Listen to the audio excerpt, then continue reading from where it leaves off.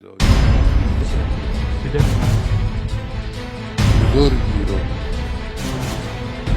اليمنى فراغ السلطة.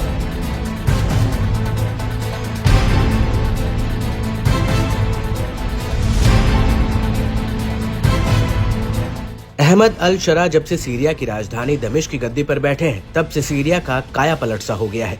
विद्रोही गुट यानी HTS के नेता अपनी पहली विदेश यात्रा पर सऊदी अरब पहुंचे। रियाद में कदम रखते ही अल शरा अब ईरान की आंखों में चुभने लगे हैं। दरअसल सीरिया की बशर अल असद सरकार जहां ईरान की करीबी रही, वहीं सीरिया के नए शासक ने ईरान से इतर सऊदी अरब का रुख किया है। इसे ईरान के लिए बहुत बड़ा संकेत माना जा रहा है, यानी अब सीरिया ईरान से और दूर जाता जा रहा है। रियाद के उपराज्यपाल प्रिंस मोहम्मद बिन अब्दुल रहमान बिन अब्दुल अजीज और कई अन्य अधिकारियों ने अल शरा का स्वागत किया। इस दौरान उनके साथ अल कायदा के पूर्व से जुड़े रहे असद अल शैबानी, जो अभी विदेश मंत्री हैं, वो भी मौजूद रहे। खास बात है कि दोनों ने सऊदी विमान से ये यात्रा की। इसके बाद अल शरा ने सऊदी क्राउन प्रिंस और PM मोहम्मद बिन सलमान अल सऊद और अन्य सऊदी अधिकारियों के साथ भी मुलाकात की। ऐसे में माना जा रहा है कि ईरान की चुनौतियां बढ़ने वाली हैं।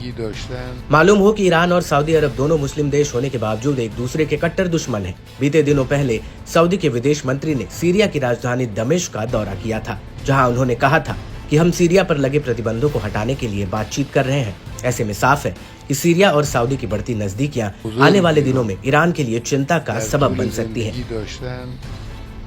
माना यह भी जा रहा है कि सीरिया अब अपनी ईरान समर्थक छवि बदलने की कोशिश कर रहा है।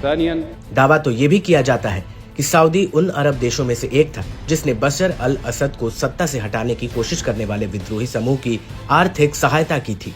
हालांकि ईरान और रूस की मजबूत ढाल के चलते बशर अल असद की सरकार बच गई थी और विद्रोही गुटों को मुंह की खानी पड़ी थी। हालांकि अब सीरिया के हालात पलट गए हैं। यहाँ से दशकों पुराने बशर अल असद सरकार का तख्ता पलट हो गया है। रूस और ईरान ने भी सीरिया से बोरिया बिस्तर बांध लिया है। ऐसे में अगर सऊदी अरब सीरिया से प्रतिबंधों को हटाना शुरू करता है और दमिश्क के साथ संबंधों को मजबूत करता है, तो सीरिया के लिए फायदे का सौदा रहेगा। बताते चले कि कई सालों तक गृह युद्ध झेलने वाला सीरिया अब आर्थिक मदद का मोहताज हो गया है। इस मामले में सऊदी अरब सीरिया की काफी मदद कर सकता है। यही वजह है कि सीरिया की अंतरिम सरकार के नेता अल शरा लगातार कूटनीति संबंध बनाकर सीरिया के लिए माकूल माहौल बनाने में जुटे हैं।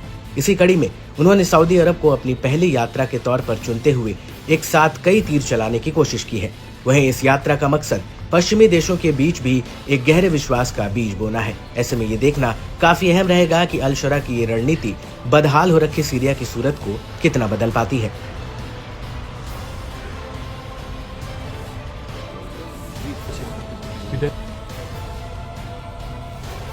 حضور الجيران. اليمنى فراغ السلطة.